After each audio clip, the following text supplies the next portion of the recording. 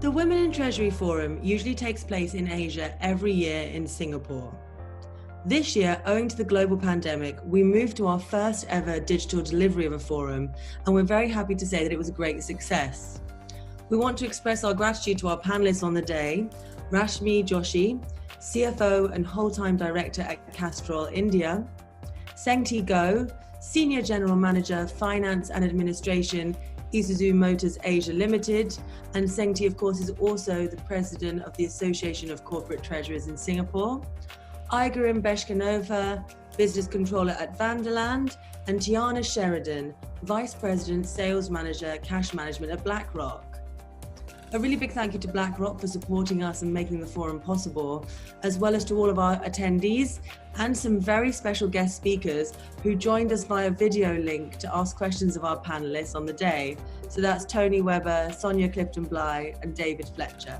I've been in Castrol itself for 15 years, of which this is the 7th year in this role.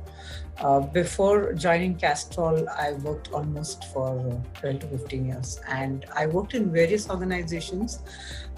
Having said that, I always thought in my mind that I want to become CFO when I qualified as a chartered accountant in 1989, and that's really dates back 3 decades ago.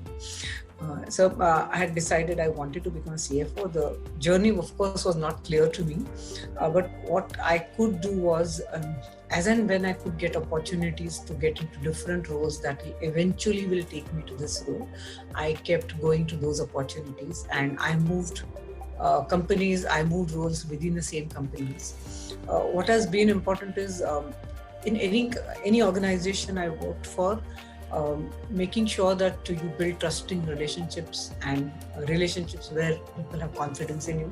I think that's what worked for me. And though I moved quite a few organizations, I think Castrol was the 6th or 7th organization I worked for. And fortunately, BP and Castrol are big enough companies who can give you exposure to various countries and roles. So I moved into different roles within Castrol as well. And Castrol has a very structured way of developing people. So you will have your career journeys mapped. You can have conversations with various senior people in the organization who will guide you. So I followed that same path. I took on a role in Singapore in 2009. I joined Castrol in 2005 in accounting and finance. After that, I did a role in transcontinental performance management in 2008. And post a restructuring in Castrol, I moved to Singapore with a performance management role of Asia and Pacific region for lubricants, which comprised of 17 countries. Very exciting experience. I learned a lot about how to deal with multicultural environment and how to be an influence in the world and still be effective. I came back to India to this role in 2013. So that's my brief journey to this role. But as I said, a lot to learn along the way, and beautiful path. It could be through different ways. I suppose starting always probably had a natural gravitation towards business. Hence, I did business in University of Ireland, which is where I'm from. And then as part of that, got the opportunity to go and work for Casillas Investment Bank, where you did need French. And so I don't know how in the interview process between oui, d'accord, and je ne sais pas, I actually managed to get a role. So I worked there for 10 months, booking trades. So that was my first experience of kind of the investment world. And that then led me to get my next role, which was with Goldman Sachs Asset Management. Very much kind of middle office oversight of, transfer agency, which is kind of similar to what I'd been doing at Casillas. And they were not shy in telling me that without that work experience, I would not have, been sitting in that seat. So I think definitely from everybody's story so far, the value of that work, this work experience is pretty crucial to kind of grow and evolve and find those next opportunities. And through my work at Goldman, I supported their liquidity portal, which is where I became aware of the BlackRock team. And then an opportunity came available there where it was moving from kind of more of that middle office role into front office. And that was a big shift definitely for me, but I was conscious, I think, in the role that I was in, on not getting pigeonholed in your first role, exploring and kind of evolving a different skill set, which was moving into front office, having sales targets, which was quite daunting, initially, but ultimately has kind of served me to work in London for 8 years, and then I'm 2 years in Hong Kong. So I start my professional journey with a solid educational background in Kazakhstan, doing bachelor in accounting and finance. That's where I started then getting a hands-on experience with Ernst & Young. For me, that was I think, the crucial part of my professional background. And then thanks to the governmental support, we had an opportunity to get the scholarship to get any education across the globe. That's where I moved to Scotland to get my master's degree in accounting and finance. And I think that's where I got introduced to this international community and actually the way of working, differences in the culture, and getting my international network in. And that was exciting year. But then I had to come back to Kazakhstan, and that was one of the agreements for the scholarship to contribute to the country, which was fair, I guess. And I decided to move from auditing to the industry. So I took different roles because it was a major oil fields in the country. And Kazakhstan is quite rich in natural resources. And since we got independence in 1991, it was the start of this boosting highly expat workforce dependent stage, where really I appreciate that experience of getting exposed to these international teams, international leadership, and different way of working. We work with the major oil producers like Shell, Chevron, and you can imagine it's different culture as well. And to be honest, the diversity at that time was highly supported. So I think I was blessed that I had that experience, and actually I was privileged because I was educated young local who is eager to learn and grow. So I really used that opportunity to enhance on this international exposure, and I changed a lot of jobs. I tried different projects in oil and gas, basically, but they were in the same industry. So I think the first decade of my professional experience was in oil and gas, from auditor to the business control. And I even tried the project management role, more from a commercial point of view. And that was exciting shift, but at the same time, nevertheless, it helped me to be who I am now, business controller, more from a finance business partnering perspective. I tried different angles of a business.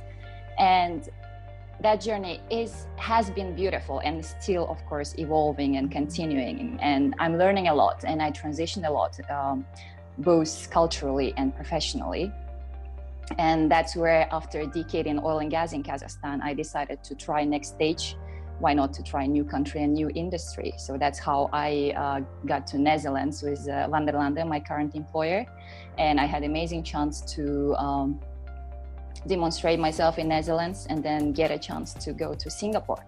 And to be honest, I think Van der Lande did a job in supporting the diversity, both culturally, because people would be against changes nowadays, but they really support having the cultural difference, the gender difference, and that, as you can see, works well for the company. And I'm really privileged, I would say. So my journey has been, and I'm sure it will continue to be exciting and meaningful. I graduated during the SARS period, so I empathize how a lot of the graduating students are feeling right now during this very difficult period, COVID-19, where jobs are really scarce. So when I graduated, a lot of my peers had difficulties finding jobs.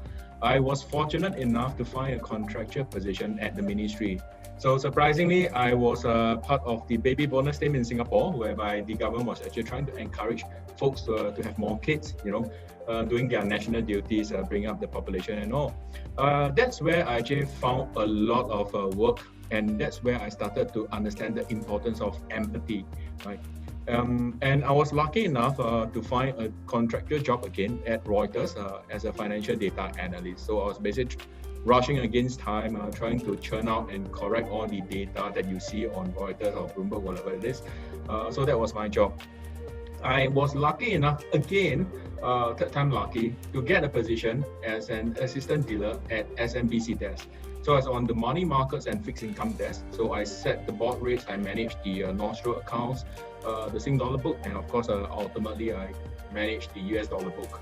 So it was actually a big responsibility. Then after 3 years there, I got a break. I managed to get a position, a coveted position at a hedge fund. So I was actually trading bond futures, stock indices futures, FX, so 3 multi-asset classes, starting from Japan hours down to US hours. So you can imagine I was actually trading almost the whole day. It's a very, very challenging job and I love it, but it actually took a toll on my personal life. My wife was not particularly happy because I was really a very nasty person. And I decided to move to corporate treasury. I guess the reason is very simple, right? I mean, corporate treasury is where all the best minds are, right? Isn't it? I see the panel, everybody is all the best and the smartest and the brightest, the cheerfulest. Yeah. So the work-life balance in corporate treasury actually appealed to me. And I actually did a part-time program in MBA. So I actually joined SKF. So I see my colleague Jonas is there. So I joined SKF. It actually offered me both the corporate treasury experience and also a trading. So I was there for a couple of years. Then I moved on to AP Moller Maersk. And then now I'm at Isuzu Motors Asia. So the whole experience with corporate treasury is very exciting because treasury itself, I would akin it to the front office of finance in corporations, where no 2 days are the same, right? Every day is a challenge, every day is exciting, and you could see the dynamism, and you could see that we are always involved.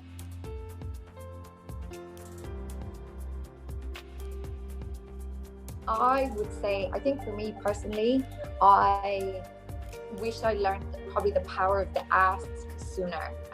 So I think sometimes we don't realize what support we have internally and probably what kind of good reputations you might have built up until you test them. And for me, that was kind of leaving my previous firm and coming to BlackRock. And I think, you know, on reflection, you know, maybe if I had spoken up, there might have been opportunities there. It all worked out very well in the end, but I think, you know, we all have to take a real proactive approach to our own careers. And I think so often, you know, we do look to our managers to drive that, but I think ultimately that should be coming from us ourselves. You know, no one's going to back yourselves as much as yourself. So yeah, I would say definitely the power of the ask and being proactive and being very thoughtful on what your next step should be and that active management of your own career. There were great insights coming from the speakers and the panelists. I just have to ask them this question. What would be one thing they would like to change if they can rewind their professional career? The responses were great.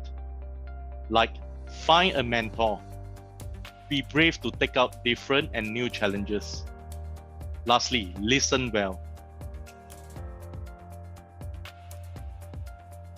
We operate obviously from Hong Kong, covering across the region. We are kind of the liquidity experts, and our role trying to stay both in front of our internal distribution channels and kind of our colleagues across the globe sometimes feels like a pretty full-time job in and of itself. And I think obviously there's the added challenge in Asia around the time zone component. It definitely feels like, you know, we're on calls late at night and early in the morning.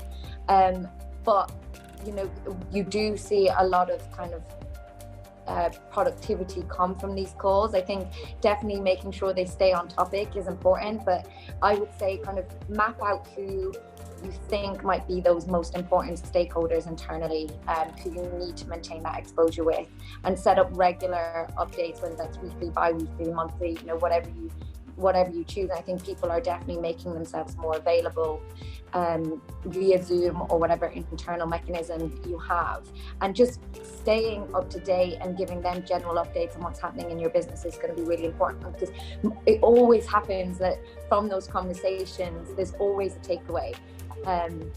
So there's always something to discuss. So I would definitely say, as much as it is time consuming and there's no easy way to do it, but you know, knowing who those most important individuals are and then making sure you've got regular FaceTime with them is probably pretty crucial. So the first R is relevance. You have to be relevant to the topic that's being discussed. Don't talk for the sake of talking. Don't just write emails for the sake of emailing, and then skip all this, all those, behind the head. Be concise, be crisp, and be straightforward. And be responsive. Technology is wonderful, but I myself, I'm a manager. I get a lot of delayed response from a lot of colleagues for whatever reasons. So in order for you to be visible, you have to be relevant in your replies, and you have to be responsive. So if it's a call to action and there's a deadline that needs to be met, whether you can deliver or not, you need to respond. I think the last thing that managers want is basically somebody to just go MIA, missing in action, right? And you have no idea what's happening. And the last thing is you need to be respectful. I know kids these days, they tend to be much more liberal. They might turn up in shorts and t-shirts over web calls and stuff. And you need to understand that for certain situations, you probably, like myself right now, I'm wearing a suit and shirt, otherwise I could be in my t-shirts and stuff. You need to be respectful of the audience that you're speaking to. And you need to be respectful in terms of understanding their time, the value of their time. You can't just write an email in the middle of the night and expecting an answer. That's not going to happen. And you have to be respectful of the time of your managers and your colleagues. Be mindful that they are also busy in other things, whether at home or at work, right? I have 2 young boys, they are jumping around and all. And sometimes I need to attend to them. You have to be respectful of their own situation. Yeah. Women in Treasury 2020 was an excellent forum. Well organized, great hosting, packed with excellent speakers and panelists, bring home the message of the importance in diversity and inclusion in the Treasury landscape today. I think any event that supports minority groups is always important, but this is a special event that brings together a group of really highly qualified, successful women, in their industry, where we can share experiences and knowledge and learnings, and hopefully, strengthen our networks and empower one another so that we have better, longer careers and a more equal workforce. I look forward to the Women in Treasury events every year, and this year's Asia Forum was no exception. It's an opportunity to network, to hear from others about their career journeys, and to learn from industry peers their thoughts on leadership and career strategies for women.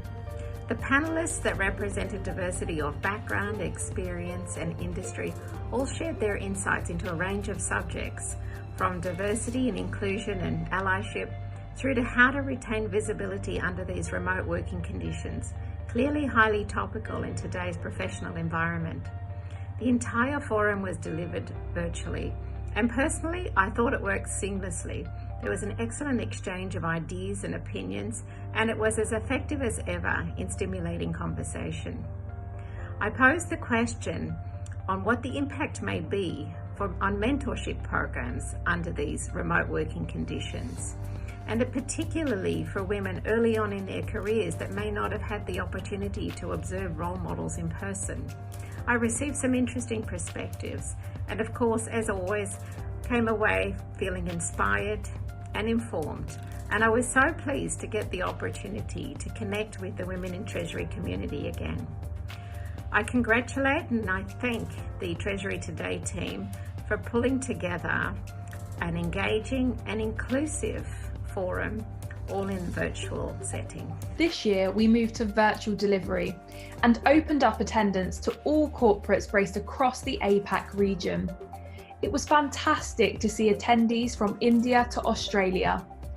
For me, the major takeaways from the conversation were the value of a support system at home and the importance of staying determined regardless of your situation. The most recent forum proved that coming together digitally can be incredibly powerful, and that staying connected is critical in these challenging moments. We're very grateful to Jason Hand, Tiana Sheridan and Sonia and Clifton Bly for sharing their main thoughts following the event with us on this video.